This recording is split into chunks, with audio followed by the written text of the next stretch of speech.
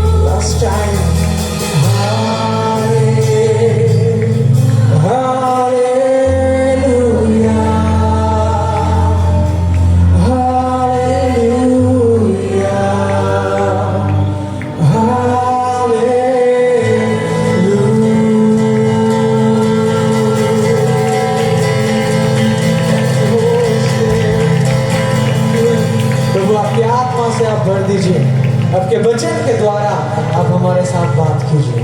ये प्रार्थना यीशु मसीह के नाम में मांगते हैं, आमीन।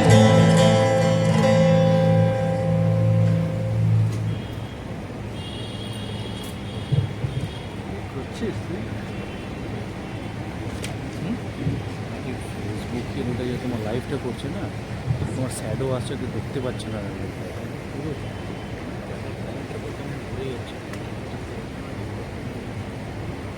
हालेलुया।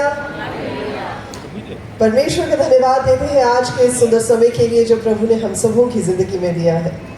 वॉर्ड मेमोरियल चर्च का भी बहुत बहुत धन्यवाद देते हैं। ब्रदर गिरी का भी, उनके परिवार का भी बहुत बहुत धन्यवाद देते हैं। पास्टर जी आपका भी बहुत बहुत धन्यवाद हो। थैंक यू सो मच कि आपने ये सब अपनी टीम के साथ आयोजित किया है और परमेश्वर ने आपके मनों को उभारा है कि आप खड़गपुर के इलाके के लिए इस सभा को एक बड़ी आशीष के रूप में परमेश्वर की ओर से लेकर आए। मैं ज्यादा समय ना लगाते हुए कुछ बातें आपके साथ आज के वचन में शेयर करनी चाहूंगी। मान लीजिए आपको खड़गपुर से कोलकाता जाना है और आपको ट्रेन में जाना है, तो आपको क्या खरीदना पड़ेगा? शाबाश, क्या खरीदना पड़ेगा? ट्रेन का टिकट खरीदना पड़ेगा। हम थोड़े उत्तेजित हो सकते हैं क्योंकि भाई कौशिक और उनकी टीम ने इतनी बढ़िया वर्शिप की है और हम सबों के मन जो है परमेश्वर के साथ एक बार फिर जुड़ने के लिए तैयार है। तो क्या हम उत्तेजित हो सकते हैं? मैं हमेशा इस बात को कहती हूँ, इट इज सो गुड, कितना अच्छा है, कितनी भली बात है कि परमेश्वर हमें चुनकर अपने समीप आने का मौका देते हैं। क्योंकि वचन में लिखा है, धन्य है वह जिन्हें चुनकर यहोवा परमेश्वर अपने नजदीक आने का मौका देते हैं। तो अगर आज हमें परमेश्वर ने अपने वचन में से कुछ सीखने का मौका दिया है तो ये हमारे लिए बड़ी धन्य बात है। हो सकता है हम घर पर हो सकते थे, हम खाना बना रहे होंगे या हम खाना खा रहे होते या हम बच्चों के साथ समय स्पेंड कर रहे होते, लेकिन कितनी भली बात है कि परमेश्वर ने अपनी महिमा के लिए, अपने वचन को सुनने के लिए आज हमें उस कंफर्ट जोन से लाकर इस जगह पर बिठाया है। आमीन। अगर आपको कोलकाता जाना है तो आप क्या करेंगे? टिकट खरीदेंगे। अगर आपको बस में जाना है तो आप कौन सी टिकट खरीदेंगे? बस की टिकट खरीदेंगे। अगर आपको ट्रेन में जाना है तो आप ट्रेन की टिकट खरीदेंगे। यानी जिस माध्यम से आपको जाना है आपको उसके हिसाब से वही चीज लेनी पड़ेगी जो उसके साथ मेल खाती है। ऐसा ही है। अगर आप बस की टिकट लें और ट्रेन में बैठ जाए तो क्या ट्रेन वाले टीटी भैया आपको ओके कर देंगे? अगर आपके पास ट्रेन की टिकट है और आप बस में बैठ जाते हो और आप बोलते हैं मैंने तो पैसे खर्चे हैं, मैंने तो पैसे लगाए हैं, अब आप इसको माने कि ना माने, तो वो मानेंगे कि नहीं मानेंगे? सिर्फ ये लोग नहीं बोलेंगे, पिछले लोग भी बता सकते हैं, मानेंगे कि नहीं मानेंगे? नहीं मानेंगे। शाबाश, नहीं मानेंगे। क्यों? क्योंकि हर चीज की एक मान्यता होती है, हर जगह की एक मान्यता होती है, हर जगह के साथ जुड़ी हुई चीजों की एक मान्यता होती है। तो जब हम परमेश्वर के स्वर्ग के राज्य की बात करते हैं तो उसकी भी कुछ मान्यताएं हैं। कई चीजें हैं जो एक्सेप्टेड है, कई चीजें हैं जो एक्सेप्टेड नहीं है। मेरे साथ एक वचन निकाल लेंगे जो कि एक बड़ा ही इंपॉर्टेंट वचन है, जो है मत्ती रचित सुसमाचार, उसका 6:19 से लेकर 21 तक। संत मत्ती रचित सुसमाचार उसका चैप्टर नंबर 6 और उसकी 19 आयत से हम पढ़ देंगे, जहां लिखा है, अपने लिए पृथ्वी पर धन इकट्ठा ना करो जहां कीड़ा और काई बिगाड़ते हैं और जहां चोर सेंध लगाते हैं और चुराते हैं, परंतु अपने लिए स्वर्ग में धन इकट्ठा करो जहां ना तो कीड़ा और ना काई बिगाड़ते हैं और जहां ना तो चोर सेंध लगाते हैं और ना चुराते हैं, क्योंकि जहां तेरा धन है वहां तेरा मन भी लगा रहेगा। देखिए, जब हम स्वर्ग के राज्य की बात करते हैं तो हमें समझने की जरूरत है कि स्वर्ग की करेंसी अलग है, वहां कुछ अलग चलता है, जो यहाँ की करेंसी है वहां नहीं चलेगी। अब जैसे भाई का बता रहे वो बांग्लादेश गए थे तो आपने इंडियन रुपीस चला दिए थे वहां पर, आपको वहां की करेंसी लेनी पड़ी होगी। अगर आप किसी और कंट्री में जाएंगे आप ये नहीं कहेंगे हाँ मैं तो रुपए से जो है वो ट्रांजैक्शंस करूंगा, मैं तो रुपए से खरीदूंगा। जी नहीं, आप जिस कंट्री में जाएंगे आपको उस कंट्री, उस देश की करेंसी को लेना पड़ेगा। हम सब ये बात करते हैं कि एक ना एक दिन हम प्रभु यीशु मसीह के पास वापस चले जाएंगे। हम स्वर्ग के राज्य के जो लोग हैं यहाँ अपने टेम्परेरी घर में रह रहे हैं और उसके बाद हम स्वर्ग में वापस चले जाएंगे। अब आप अगर स्वर्ग में जाने की बात करते हैं तो क्या जो करेंसी आपने यहाँ पर इंडियन रुपीस या यूएस डॉलर्स या कैनेडियन डॉलर्स इकट्ठे किए हैं वो स्वर्ग में चलेंगे? जी नहीं, वहां पर वहां का धन चलेगा। तभी वचन में लिखा है। और मैं एक दिन ये सोच रही थी इस वचन को पढ़ते हुए कि प्रभु इसका मतलब कि ऊपर भी कोई धन होगा, तभी लिखा है कि यहाँ धन ना इकट्ठा कर, ऊपर धन इकट्ठा कर। इसका मतलब कोई ना कोई बैंक बैलेंस होगा। जैसे यहाँ पर हम अपने बैंक बैलेंस का इतना ख्याल रखते हैं कि हमारी सैलरी जब आती है उसमें से हम अपने दशवांश, अपने खर्चे सब निकाल कर हम एक अलग अकाउंट में पैसे डालते हैं ताकि हम सेव कर सकें। हम इन्वेस्टमेंट्स करते हैं ताकि हम अपने पैसे को ग्रो कर सकें। हम हर चीज को फाइनेंशियली आंकलन करते हैं, बजटिंग करते हैं। क्यों? ताकि हम एक अच्छी जिंदगी जी पाए। तो इसका मतलब ऊपर भी कोई ऐसा अकाउंट होगा जो मेंटेन किया जा रहा है। और सबसे पहली बात यह है कि विश्वासी लोग इस बारे में सोचते ही नहीं है कि ऊपर भी कोई बैंक अकाउंट है, ऊपर भी उस जमा खाते में कोई चीजें जो है वो मेंटेन की जा रही है, रिकॉर्ड्स को जांचा जाता है और हमें याद भी नहीं रहता कि ऐसा कोई रिकॉर्ड मेंटेन भी करना। जब अपना बैंक का अकाउंट का कम होना शुरू हो जाता है बैलेंस, तो अलर्ट्स आने शुरू हो जाते हैं। आपने इतने पैसे खर्चे, अब इतना बैलेंस रह गया। आजकल तो इंस्टा अलर्ट्स आते हैं ना, तो वो फटाफट आप कहीं पर भी ट्रांजैक्शन करेंगे तो अलर्ट आ जाएगा, इतने पैसे खर्चे, अब इतने पैसे रह गए। ऐसा ही होता है आपके साथ भी। हमारे बैंक वाले तो ऐसे ही करते हैं, आपके भी करते हैं, सबके करते हैं। आजकल सारे मॉडर्न हो गए हैं, टेक्निकली साउंड हो गए हैं, तो वो हमें बताते रहते, तो हमारे माइंड में रहता है कि अच्छा अब जो भी करना है इतने में करना है। यानी अगर हम अपने यहाँ के धरती के, पृथ्वी के बैंक अकाउंट्स को लेकर इतने कॉन्शियस रहते हैं, तो जिस जगह हमें परमानेंटली जाना है उसका अकाउंट मेंटेन करने की कॉन्शियसनेस नहीं होनी चाहिए। क्या आपको समझ आ रही है? और कुछ तरीके हैं। अगर आप ये सोचें कि पास्टर नहीं तो हम कैसे उस अकाउंट को मेंटेन कर सकते हैं, आखिर कैसे? यहाँ तो हमें पता है कि हमने पैसे कमाए, हमारी सैलरी आई, हमारे व्यवसाय से हमारे पास प्रॉफिट आया, हमने अपने अकाउंट में डाला। ऊपर वाले अकाउंट को कैसे भरना है? सोचा है कभी? सोचा है कभी? चलिए आज थोड़ी सी बात कर लेते हैं। मैं ज्यादा लंबा कोई प्रचार नहीं करूंगी, बड़ा डिस्कशन वाला सेशन रहेगा। और मैं चाहती हूं कि आप थोड़ा सा इस बारे में सोचें कि जब परमेश्वर ने इस वचन को इस पवित्र शास्त्र में दर्ज करवाया है तो इसका कुछ ना कुछ मायना तो होगा। लिखा है अपने लिए पृथ्वी पर धन इकट्ठा ना करो, लेकिन 20 आयत में लिखा है परंतु अपने लिए स्वर्ग में धन इकट्ठा करो।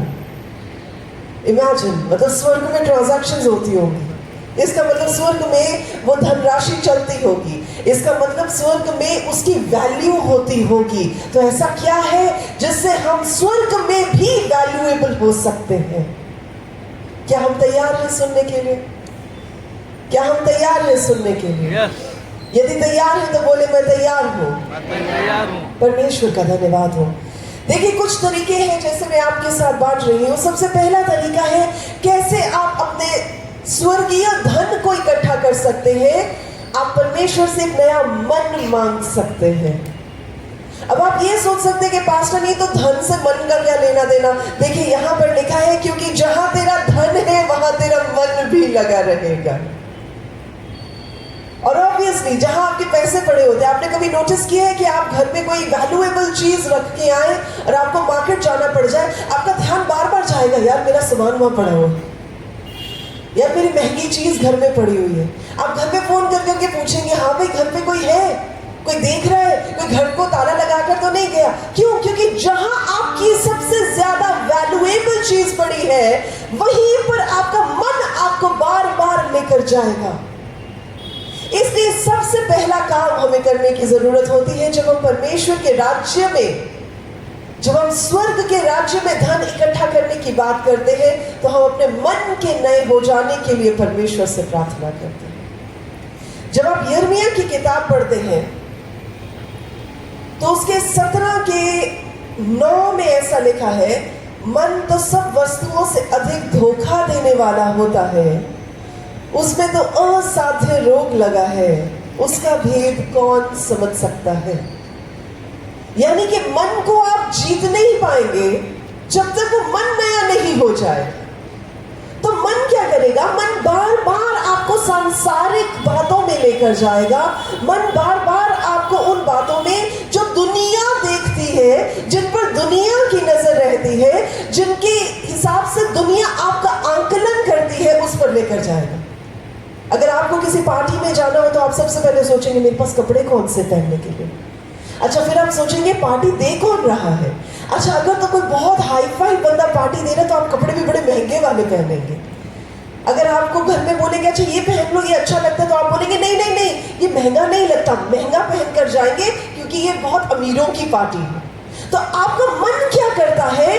आपका मन आपको सांसारिक स्टैंडर्ड्स के हिसाब से चलने पर मजबूर करता है। तो सबसे पहला काम, अगर हम पृथ्वी के नहीं स्वर्ग के धन की बात करते हैं, हमें अपने मन को बदलने की जरूरत है।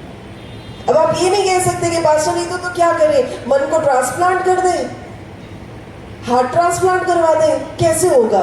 देखिए, जब पुराना मन जाता रहेगा और नया मन आता रहेगा, तब वो ट्रांसप्लांटेशन अपने आप ही हो जाएगी। इसलिए वचन कह रहा है कि परमेश्वर का वचन कहता है कि सबसे अधिक धोखा देने वाला जो है वो मन है। इसे कोई जान नहीं सकता, इसे कोई समझ नहीं सकता, पर हमारे पास परमेश्वर ने अपने वचन में एक तोड़ दिया है, एक इसका सॉल्यूशन दिया है।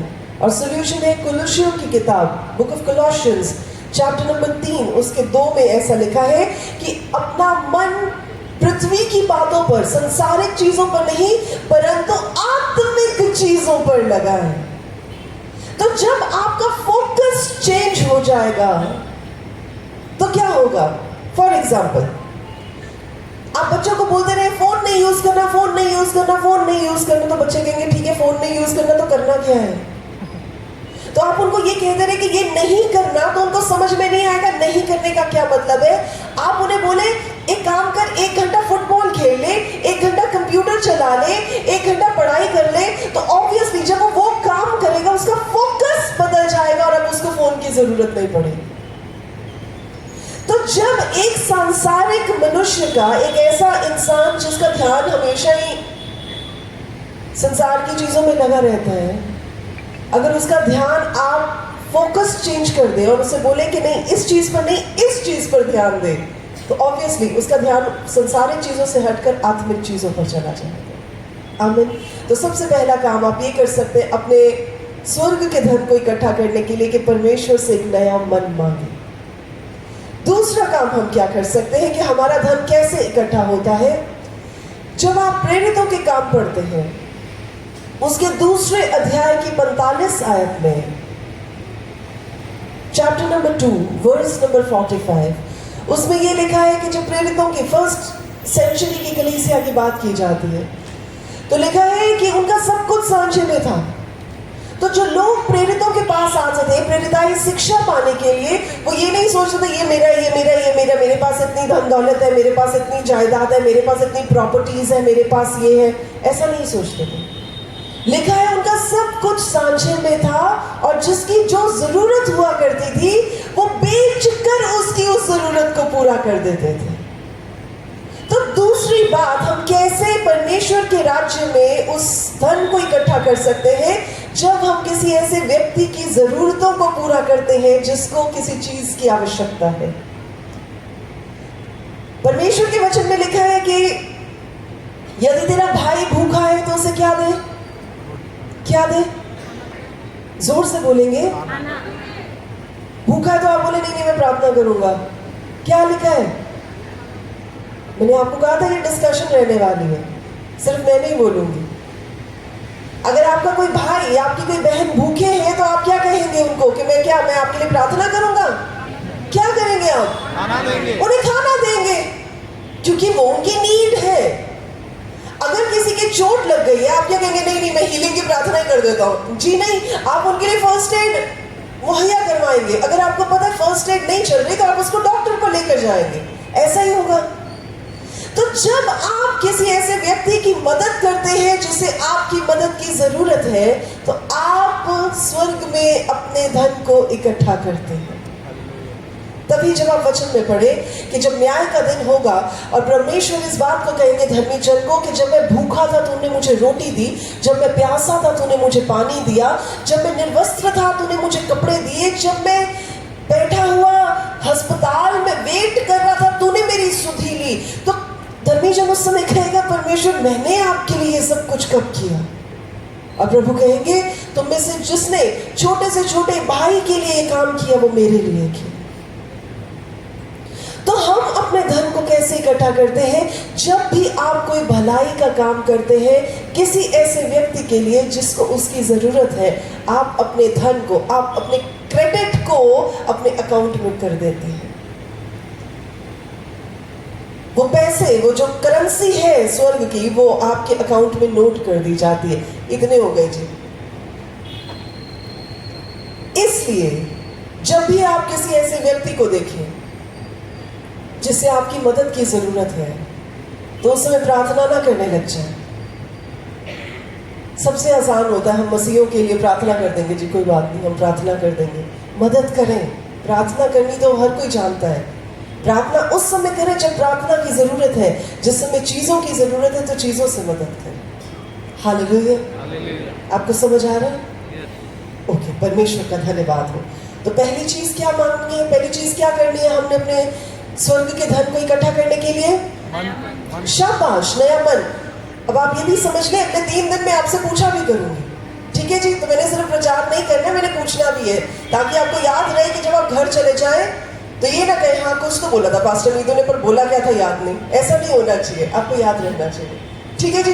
तो पहला क्या था? शाबाश, हमें नया मन मांगना। और नया मन तब आता है जब हमारी दृष्टि संसार की चीजों में नहीं, आत्मिक चीजों पर आ जाती है। गुड। दूसरा पॉइंट कौन सा है? ये सारी हमारी बहनें, ये नहीं आप कमेटी की बहनें नहीं बताएंगी, बाकी लोगों को भी मौका दे बताने के लिए। हाँ जी, दूसरा अभी तो बताया, सिर्फ प्रार्थना ही नहीं करते रहने, क्या करना है? शाबाश, जरूरतमंद की मदद करना है। जब आप करेंगे तो आपकी अकाउंट में आपकी करेंसी जो है स्वर्ग की, वो आपके अकाउंट में डाल दी जाएगी। एक और काम जब आप करते हैं उससे आपका स्वर्ग का अकाउंट जो है वो भरता है, और वो ये है कि जब आप परमेश्वर के लिए कोई बोल्ड स्टेप लेते हैं, जब आप परमेश्वर के लिए कुछ रिस्क उठाने के लिए तैयार होते हैं।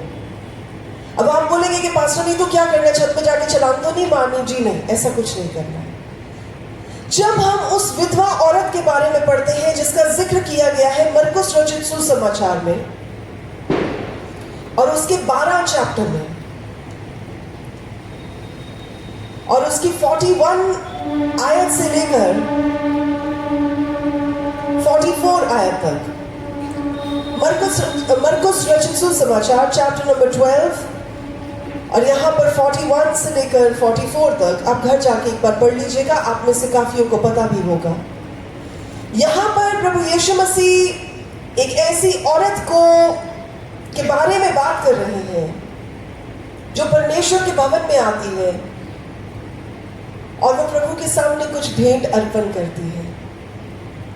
और भी लोग आ रहे थे, उन्होंने भी बहुत चढ़ावा चढ़ाया, लेकिन इस विधवा औरत ने क्या दिया? अपना सब कुछ। क्या दिया? सब कुछ दे दिया। यहाँ लिखा हुआ है क्या दिया? क्या दिया? ओहो, मुझे लगता है बाइबल स्टडी करवानी पड़ेगी। नहीं, अब तो टाइम निकालना पड़ेगा। देखिए यहाँ पर वचन में लिखा हुआ है कि एक कंगाल विधवा औरत ने आकर 2 दमड़ियां दी। दमड़ियों की भी वैल्यू होती है, पर उनकी वैल्यू गोल्ड और सिल्वर कॉइन से कम होती है। तो ये सबसे कम वैल्यू की चीज थी। अब अगर इस विधवा औरत के बारे में देखा जाए तो 2 दमड़ियां कोई बहुत बड़ी या मूल्यवान चीज नहीं थी, पर वचन बताता है जो कुछ उसके पास था उसने दे दिया। अब आप ये कहेंगे कि पास्टर नहीं तो इसमें रिस्क लेने वाली कौन सी बात है? देखिए जो कुछ उसके पास था, क्या लिखा है? क्या लिखा है? जो कुछ। आप सो तो नहीं रहे? नहीं। प्लीज मत सोइएगा, हम भी सुबह से चले हुए हैं, बहुत मुश्किल से बहुत लंबा सफर करके यहाँ तक पहुंचे और बताया गया कि वचन शेयर करना है, जबकि हम में भी हिम्मत नहीं है। तो प्लीज एटलीस्ट कोऑपरेट करें। कितनी दमड़ियां? 2। शाबाश, 2 दमड़ियां। जो कुछ उसके पास था उसने दे दिया। अब जरा सोच के देखिए, एक विधवा औरत जिसका कोई सहारा नहीं है, एक ऐसी महिला जिसको ये नहीं पता कि सब कुछ देने के बाद उसका अगला मील कहां से आएगा। उसने ये नहीं सोचा होगा कि एक रख लेती हूँ, एक के साथ खाना खा लूंगी। उसने जो कुछ उसके पास था परमेश्वर के भवन में अर्पित कर दिया। और प्रभु यहाँ पर ये बात अपने चेलों को सिखा रहे हैं कि तुम्हें क्या लगता है सबसे ज्यादा किसने दिया है? उस औरत ने जिसने सब कुछ दे दिया। यानी ये मायने नहीं रखता कि आप अपनी कितनी भरपूरी में से कितना दे रहे हैं, लेकिन आप अपनी कितनी कमी में से दे रहे हैं, वो परमेश्वर की नजर में आदर योग्य होता है। और जब आप परमेश्वर के लिए कोई बोल्ड स्टेप ले लेते हैं, कौन सा स्टेप? कौन सा? बोल्ड स्टेप लेते हैं जब आप परमेश्वर के लिए, वो आपके नाम के आगे लिख दिया जाता है। तो जब जब आप कुछ ऐसा करते हैं जो आपको पता है कि आपकी कैपेसिटी में नहीं है, जो आपके सोच के दायरे में नहीं है, लेकिन आप सिर्फ इसलिए कर रहे हैं कि आप परमेश्वर को महिमा देना चाहते हैं, तो उस समय याद रखें कि आप स्वर्ग के राज्य में अपने धन को इकट्ठा कर रहे हैं। हालेलुया। तो पहला पॉइंट क्या था? नया मन। दूसरा पॉइंट क्या था? मदद करना, भलाई करना। शाबाश, दूसरे जरूरतमंद लोगों की सहायता। तीसरा पॉइंट क्या था? जब परमेश्वर के लिए हम बोल्ड स्टेप लेते हैं। एक चीज और देखें, जब आप, चौथा पॉइंट, जब आप एक सिंपल साधारण जिंदगी जीते हैं तो आप अपने उस अकाउंट में जो स्वर्ग का अकाउंट है उसमें क्रेडिट करवा देते हैं। अब सिंपलिसिटी का अकाउंट में क्रेडिट होने से क्या लेना देना?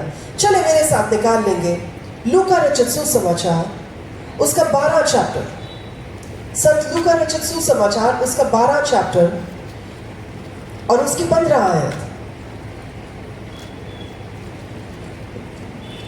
यहां पर ऐसे लिखा है, और उसने उनसे कहा, चौकस रहो और हर प्रकार के लोभ से अपने आप को बचाए रखो, क्योंकि किसी का जीवन उसकी संपत्ति की बहुतायत से नहीं होता। किससे नहीं होता? किससे नहीं होता? संपत्ति की बहुतायत से नहीं होता। यानी जो बहुत रिच अपने आप को कहता है, जिसके पास बहुत पैसा है, जरूरी नहीं है कि उसकी जिंदगी जो है वो संपन्न हो, सैटिस्फाइड हो, कंटेंटेड हो। As a matter of fact मैं आपको बताती हूँ कि जितने आज तक परमेश्वर ने हमें लोगों से मिलाया है जो बहुत अमीर हमने देखे हैं, क्योंकि हमारा काम जो है, जो हमारी सेवकाई है, वो मसीहियों से ज्यादा नॉन मसीही लोगों के बीच में है। और क्योंकि हम लोग खुद उस बैकग्राउंड से आते हैं जहां परमेश्वर ने हमें अपना नाम हमारी जिंदगियों में डालकर हमारा नाम लेकर हमें पुकारा है, तो हमें परमेश्वर ने जो दर्शन दिया है वो भी यही है। तो हमारा उठना बैठना उन्हीं लोगों के बीच होता है।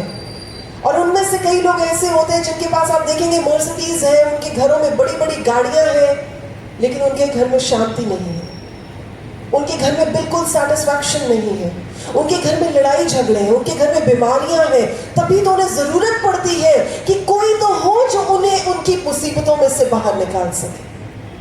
तो इसीलिए वचन बताता है कि किसी की भी जिंदगी की जो खुशी है, खुशहाली है, वो उनकी संपत्ति की बहुतायत से नहीं होता है। और जब हम एक सिंपल लाइफ जीते हैं, एक साधारण जिंदगी जीते हैं, तो आपका ध्यान ही नहीं जाता कि किसने क्या कहा, किसने क्या पहना, किसने क्या मुझे टिप्पणी करी, या कोई मुझे क्या कहेगा, क्योंकि आपका फोकस क्लियर और आपका फोकस है प्रभु यीशु मसीह। तो जो भी आप पहनेंगे, जो भी आप खाएंगे, जिसमें भी आप जाएंगे, वो आपकी साधारणता को तो शो करेगा ही, लेकिन साथ ही साथ आपको कंटेंटमेंट, आपको सेटिस्फैक्शन भी देगा। इसलिए जब जब आप साधारण जिंदगी जीते हैं, आप जेलसी का शिकार नहीं होते। जब जब आप एक साधारण जिंदगी जीते हैं, आप अननेसेसरी अनहेल्दी कंपटीशन का शिकार नहीं होते। जब जब आप एक साधारण जिंदगी जीते हैं, आप हर चीज में परमेश्वर का धन्यवाद करना सीख जाते हैं। जब आप एक साधारण जीवन जीते हैं, आपको पता है कि जो कुछ परमेश्वर ने आपको दिया है वो प्रभु के अनुग्रह के अंतर्गत है, तो इसलिए आप परमेश्वर के लिए हमेशा उस चीज के लिए ग्रेटफुल रहते हैं। आमीन। तो इसीलिए जब जब आप साधारण जिंदगी जिएंगे, तब तब आपके अकाउंट में परमेश्वर की ओर से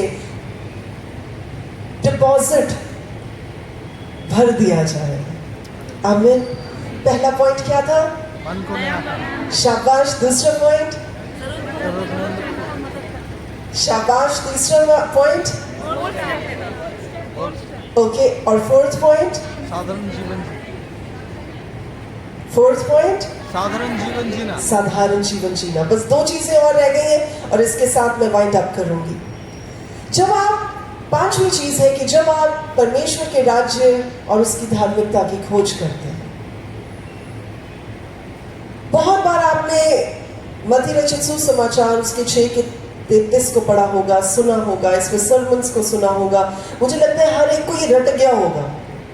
पहले तुम स्वर्ग के राज्य और उसकी धार्मिकता की खोज करो तो बाकी चीजें तुम्हें मिल जाएंगी। हम लोग कितना नॉर्मली इस वचन को लेते हैं, पर आपको पता है कि आप जब इस चीज को अप्लाई करते हैं तो आप परमेश्वर को बताते हैं कि प्रभु, जैसे अय्यूब ने कहा था, उसी ने दिया, उसी ने लिया, उसी का नाम मुबारक माना जाए। यानी आप परमेश्वर को ये बात बताते हैं, Lord you are the priority in my life. प्रभु आप सर्वप्रथम है, मेरी जिंदगी की प्राथमिकता आप है। और चाहे ये चीजें कोई और जो मुझे चाहिए मिले कि ना मिले, चाहे ये रिचेस, चाहे ये ग्लोरी मुझे मिले कि ना मिले, परंतु फिर भी प्रभु मैं आपकी महिमा करूंगा, फिर भी मैं आपसे लिपटा रहूंगा। तो आप क्या बता रहे हैं परमेश्वर को कि प्रभु ये चीजें मायने नहीं रखती, आप मायने रखते हैं, और वो आपके अकाउंट में यस लिख दिया जाता है। हालेलुया। हालेलुया। अब जरा सोच के देखें, मैं आपके साथ एक छोटा सा उदाहरण शेयर करूंगी। हमारा छोटा बेटा डैडी के साथ बहुत अटैच्ड है। बड़ा वाला भी है, बट छोटा वाला थोड़ा ज्यादा अटैच्ड है।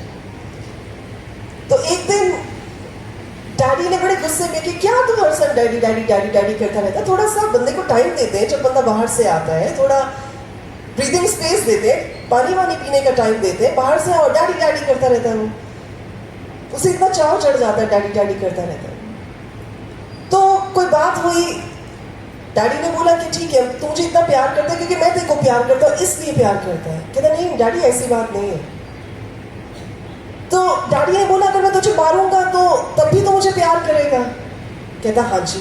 डैडी ने कहा अगर मैं तुझे बहुत पीटूंगा तब भी तो मुझे प्यार करेगा? कहता हाँ जी।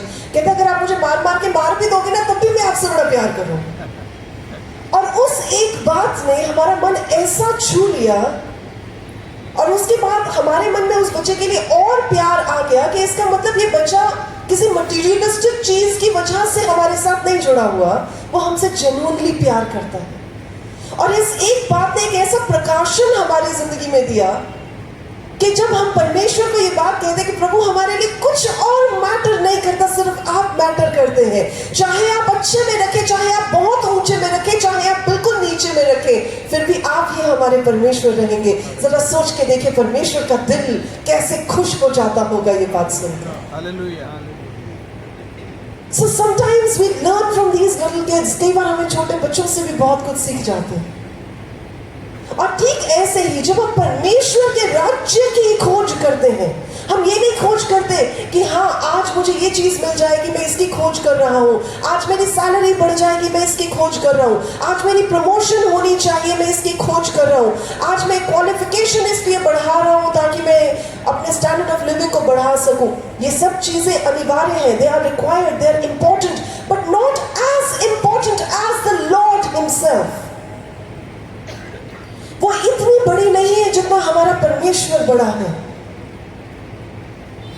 जब आप परमेश्वर को आगे रख के बाकी सब चीजों को पीछे रखते हैं और आपका मन हर दिन इस बात के लिए भागता है कि प्रभु मैं आज कुछ आपकी और अपने रिलेशनशिप में कुछ नया सीखना चाहता हूँ, मैं आपके बारे में कुछ नया डिस्कवर करना चाहता हूँ, मैं स्वर्ग के राज्य की नई नई बातों को जानना चाहता हूँ, तो क्या होता है, परमेश्वर एक तो हमारी बैंक अकाउंट में डिपॉजिट डाल देते हैं और साथ ही साथ हम पर उन चीज़ों को, उन रहस्यों को जाहिर करना शुरू करते हैं जिन्हें अभी तक हम नहीं जानते। सो जब आपको लगे कि हाँ मुझे अपना धन बढ़ाना है स्वर्ग में, तो स्वर्ग के राज्य की खोज करें, चीज़ों की खोज ना करें, लोगों की खोज ना करें, लोगों को क्या अच्छा लगता है उसकी खोज ना करें, परमेश्वर की खोज करें, प्रभु के मन की बातों की खोज करें, प्रभु के राज्य में क्या चलता है उसकी खोज करें, उनके राज्य में कैसे ऊंचा उठा जा सकता है उसकी खोज करें। तो जब आप ये बातों की खोज करेंगे आपको पता भी नहीं चलेगा कि कैसे दुनियावी जो आशीषें हैं वो आपका पीछा करते करते आपके पीछे पीछे आ जाएंगे। हालेलुया, प्रभु का धन्यवाद। और अंतिम चीज, सबसे पहली चीज क्या थी? मन को नया मन। दूसरी चीज क्या थी? जब आप किसी जरूरतमंद की मदद करते हैं। तीसरा क्या है? जब आप बोल्ड स्टेप लेते हैं परमेश्वर के लिए, किन्हीं रिस्क को उठाते हैं। चौथी चीज क्या थी? साधारण जिंदगी जब जीते। और पांचवी चीज क्या थी? जब स्वर्ग के राज्य और उसकी धार्मिकता की खोज करते हैं। याद हो गई? शाबाश, काफी इंटेलिजेंट है। खड़गपुर के लोग तो बहुत इंटेलिजेंट है गिरी भाई, वेरी नाइस। और फाइनल चीज जो मैं आपके साथ शेयर करने जा रही हूँ, जब आप परमेश्वर पर पूरे मन के साथ भरोसा करते हैं और आपकी सिचुएशंस कैसी भी क्यों ना हो, परमेश्वर के वायदों को आप टस से मस नहीं होने देते हैं और अपनी जिंदगी का आधार मान लेते हैं, तब आप अपने स्वर्ग के अकाउंट में बैलेंस को बढ़ा देते हैं। मैं आपके साथ एक वचन शेयर करना चाहूंगी। मत्ती रचित सुसमाचार उसके 6 चैप्टर में जब आप पढ़ते हैं, उसकी 25 और 26 आयत में ऐसा लिखा है, इसलिए मैं तुमसे कहता हूं कि अपने प्राण के लिए चिंता ना करना कि हम क्या खाएंगे और क्या पिएंगे, और ना अपने शरीर के लिए कि हम क्या पहनेंगे। क्या प्राण भोजन से और शरीर वस्त्र से बढ़कर नहीं? आकाश के पक्षियों को देखो, वे ना तो बोते हैं और ना काटते हैं और ना खत्तों में बटोरते हैं, फिर भी तुम्हारा स्वर्गीय पिता उनको खिलाता है। क्या तुम उनसे अधिक मूल्य नहीं रखते? जब जब आपको ये लगना शुरू हो जाए कि पता नहीं परमेश्वर मेरी जरूरत को जानते हैं कि नहीं जानते, इस वचन को याद रखें। मैं बहुत बार इस बात को कहती हूँ, और मैं वाकई में क्यों इस बात को कहती हूँ, बिकॉज मैंने परमेश्वर को कभी भी अपने वायदों से टलते हुए नहीं देखा। और मैं हमेशा ये बात कहती हूँ कि हम इसलिए परमेश्वर और उनके वायदों पर भरोसा रखते हैं क्योंकि ये वायदे करने वाला कोई व्यक्ति नहीं है, कोई इंसान नहीं है, वो परमेश्वर है।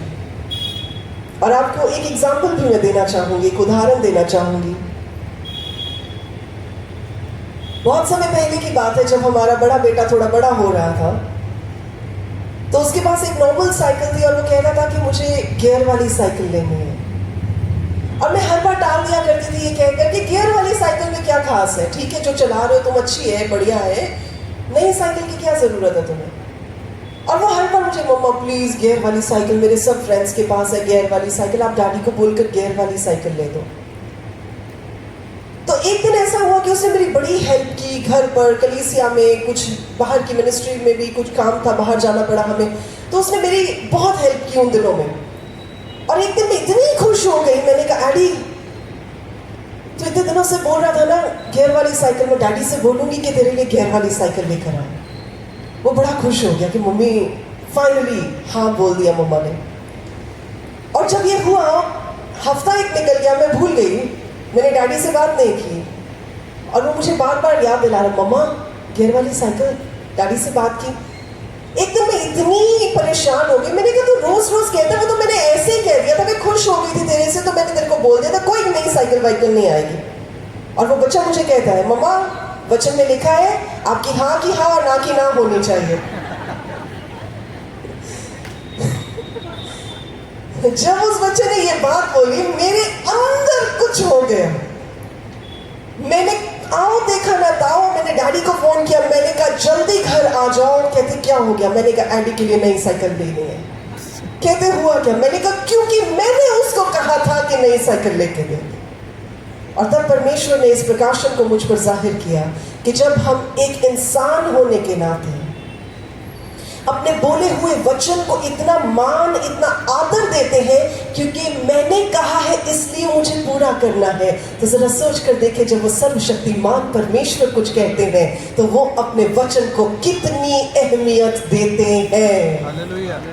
हालेलुया। तभी वचन में लिखा है कि परमेश्वर ने अपने नाम से भी बड़ा औधा अपने वचन को दिया। ओह, तो जब जब आप उस वचन पर विश्वास करते हैं, क्या करते हैं? जोर से बोलेंगे विश्वास। और जोर से बोलेंगे विश्वास। पड़ोसी को बोले वचन पर विश्वास। शाबाश, आगे वाले बोल रहे हैं, वो भी बोल रहे हैं, बाकी सब चुप है। अपने पड़ोसी को बोले वचन पर विश्वास। वचन पर विश्वास। शाबाश। अब थोड़ी सी हलचल हुई, पिछले वाले अभी भी कुछ नहीं कर रहे। अपने अपने पड़ोसी को बोले वचन पर विश्वास। शाबाश। आपको अगले 3 दिन ये बहुत सुनने को मिलेगा कि अपने पड़ोसी को कहें। उसका राज आपको बताऊंगी मैं इन 3 दिनों के बीच, क्यों मैं कहूंगी, क्यों कहती हूं। तो जब आप वचन पर विश्वास करते हैं, आप परमेश्वर को मौका देते हैं आपके स्वर्ग के अकाउंट को आपके नाम में क्रेडिट करने के लिए। क्या किसी को ये बात समझ आए? तो जब आप परमेश्वर पर पूर्ण तरीके से भरोसा करते हैं, प्रभु के वचन पर, परमेश्वर के वायदों पर ट्रस्ट करते हैं, तो प्रभु को आप बताते हैं कि प्रभु यू आर द वन, आप ही है वो जिस पर मेरा पूरा पूरा भरोसा है। तो उस समय ऑब्वियसली अब परमेश्वर से जो पूरे मन से प्यार करेगा, पूरे दिल से परमेश्वर के ऊपर अपने आप को उड़ीलने के लिए तैयार होगा, तो आपको लगता है कि परमेश्वर कहेंगे नहीं नहीं बेटा तू करी जा, मैं कुछ नहीं करूंगा। ऐसा नहीं होगा। जब आप प्रभु के लिए कुछ करते हैं, परमेश्वर उसका 100 गुना कर कर आपको वापस देते हैं। आमीन। और लास्ट में बस एक वचन और पढ़ देंगे जो कि है रेवलेशंस की किताब, प्रकाशित वाक्य की किताब, और उसका 20 चैप्टर और उसका 11 वचन, जहां पर ऐसा लिखा है, फिर मैंने एक बड़ा श्वेत सिंहासन और उसको जो उस पर बैठा हुआ था देखा। उसके सामने से पृथ्वी और आकाश भाग गए और उनके लिए जगह ना मिली। फिर मैंने छोटे बड़े सब मरे हुओं को सिंहासन के सामने खड़े हुए देखा और पुस्तकें खोली गई। क्या खोला गया? क्या खोला गया? पुस्तक। जोर से बोलेंगे। पुस्तक। पुस्तकें खोली गई। और लिखा है, और फिर एक और पुस्तक खोली गई, अर्थात जीवन की पुस्तक, और जैसा उन पुस्तकों में लिखा हुआ था वैसे ही उनके कामों के अनुसार मरे हुओं का न्याय किया गया।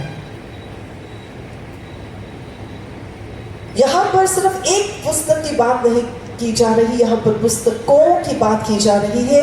आज का मेरा विषय पुस्तकें नहीं है, पर मैं आपको सिर्फ इतना बताकर ही आपके माइंड में ये बात डालना चाहती हूं कि प्रभु के स्वर्ग के सिंहासन में बहुत सारी किताबें हैं, बहुत सारे रिकॉर्ड्स हैं जो मेंटेन किए जाते हैं। और जब हम इस वचन को पढ़ रहे हैं कि अपना धन पृथ्वी पर इकट्ठा ना कर, स्वर्ग में इकट्ठा कर, इसका मतलब ये भी रिकॉर्ड कहीं रखा जा रहा है। सो आज इस वचन के साथ मैं आप सबों को एनकरेज करना चाहती हूँ कि धरती पर तो हम सब मेहनत करते हैं, अपने परिवारों को देखने के लिए, उनकी देखभाल करने के लिए, अच्छा लाइफ स्टैंडर्ड मेंटेन करने के लिए। पर ऐसा ना हो कि एक टेम्पररी लाइफस्टाइल, एक टेम्पररी जिंदगी, जैसे भजन संहिता उसके 90 चैप्टर की 10th आयत में लिखा है कि इंसान की जिंदगी एक्चुअली कितनी है? 70 साल, ज्यादा खींच लोगे तो 80 साल, यानी एक जनरेशन की उम्र इतनी ही है। ज्यादा से ज्यादा भी खींच लोगे तो कितनी उम्र खींच लोगे? पर उसके बाद तो कहीं वापस जाओगे ना। तो जब हम वापस जाएंगे तो हमें याद रखने की जरूरत है कि यहाँ का धन तो यही रह जाएगा, और जो ऊपर का धन अगर वो इकट्ठा नहीं किया है तो ऊपर जाकर क्या मुंह दिखाएंगे। सो जब आप यहाँ पर अपने बैंक बैलेंस का ध्यान रखते हो, साथ में in the back of your mind आपके दिमाग में ये भी चलते रहना चाहिए कि क्या मैं स्वर्ग में अपना धन इकट्ठा कर रहा हूँ। एंड आई एम श्योर आप में से जितनों ने आज ये वचन सुना है, अब जब जब आपको बैंक अलर्ट्स आएंगे ना, आपका ध्यान इस वचन पर जरूर जाएगा, आई एम श्योर। और अगर आपका मन बार बार इस वचन पर जाएगा ना, तो मैं परमेश्वर का धन्यवाद करूंगी कि आज का इस जगह पर आकर इस वचन को आपके साथ शेयर करना मेरा सफल हो गया। आमीन। पहली चीज मन को नया मन, दूसरी चीज जरूरतमंदों की मदद, तीसरी चीज परमेश्वर के लिए बोल्ड स्टेप्स ले, चौथी चीज एक साधारण जिंदगी जिए, पांचवी चीज परमेश्वर के राज्य और उसकी धार्मिकता की खोज करें, और छठी चीज हाँ जी विश्वास करना पूरे मन से। छठी चीज कि परमेश्वर के ऊपर और परमेश्वर के वचनों के ऊपर और वायदों के ऊपर पूरी तरह से ट्रस्ट करें। आमीन। आइए इस समय अपने पैरों पर खड़े हो जाते हैं।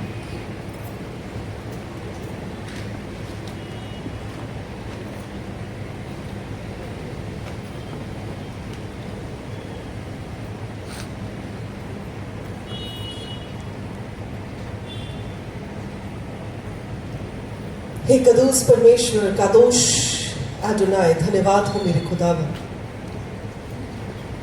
महिमा के राजा, आपका धन्यवाद देते हैं क्योंकि आप समय समय पर अपने लोगों को तैयार करने के लिए, ट्रेन करने के लिए, बढ़ाने के लिए और करेक्ट करने के लिए प्रभु अपने वचन को भेजते हैं। हमारा विश्वास है कि आज का ये वचन प्रभु हमारी जिंदगियों में इसलिए रिक्वायर्ड था ताकि हम अपने आने वाले समय को, आने वाली चीजों को मेरे परमेश्वर आप में तैयार कर सके। प्रभु मेरी प्रार्थना है कि आज जिसने भी इस वचन को मन के साथ सुना है, ये वचन रूपी बीज उनके मन में घर कर जाए और ये जड़ पकड़े। कोई भी ऐसी शरारत, कोई भी ऐसी नादानी जो इस बीज को चुरा सकती है, प्रभु हम में से किसी के भी मन पर आक्रमण ना कर सके। पर प्रभु जी, आपका ये वचन हमारी जिंदगी का एक अहम हिस्सा बन जाए। हम आपका धन्यवाद देते हैं पाखरू पवित्र आत्मा प्रभु कि आपने हमें सुनने के कान दिए और इस वचन को ग्रहण करने का मन दिया। पिता परमेश्वर, आपका धन्यवाद देते हैं और इस सारी प्रार्थना को बड़े ही प्रेम के साथ प्रभु यीशु मसीह नासरी के जिंदा और जयवंत नाम में होकर मांग लेते हैं और प्रभु के सब लोग कहते हैं आमीन। आमीन। प्रभु इस वचन के द्वारा आपको बहुत आशीष